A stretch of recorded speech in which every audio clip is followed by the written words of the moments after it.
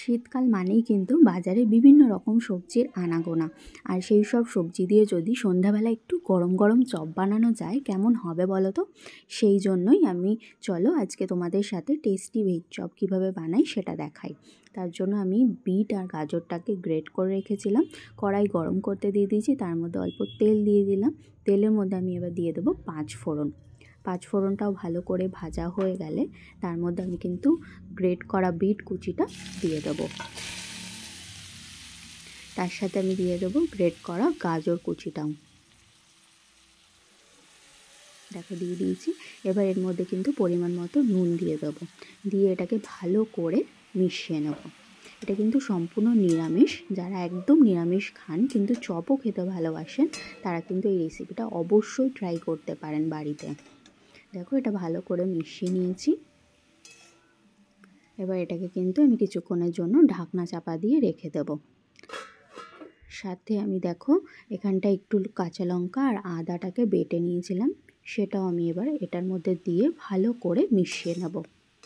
যারা ঝালের পরিমাণ বেশি চান সেটা কিন্তু একটু অবশ্যই আপনারা বেশি দিতে পারেন। আর তার সাথে আমি কিন্তু মটরও সেদ্ধ করে রেখেছিলাম, সেটাও আমি এটার মধ্যে দিয়ে দিলাম। আমার কিন্তু বেশ ভালো লাগে ভেজিটেবল চপের মধ্যে মটরশুঁটি।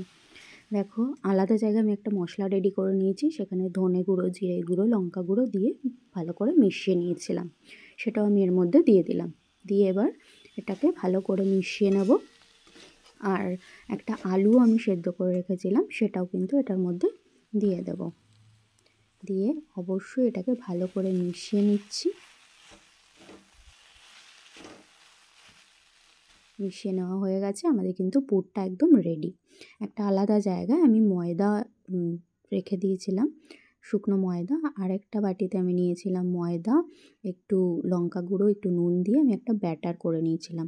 আর একটা ব্রেড ক্রাম্বস নিয়ে নিয়েছিলাম একটা পাত্রে। এবার পুরটা আমরা শেপে নিয়ে এটার মধ্যে ভালো করে কোটিং করে, দেখো এখানে রেডি হয়ে গেছে। কোটিং করার পরে সব কটা রেডি করে নিয়েছি। এবার গরম তেলের মধ্যে সব কটাকে ছেড়ে দেব। দেখো আস্তে আস্তে ভাজা হচ্ছে। এটা কিন্তু মিডিয়াম টু হাই আছে আমি ভেজেছি।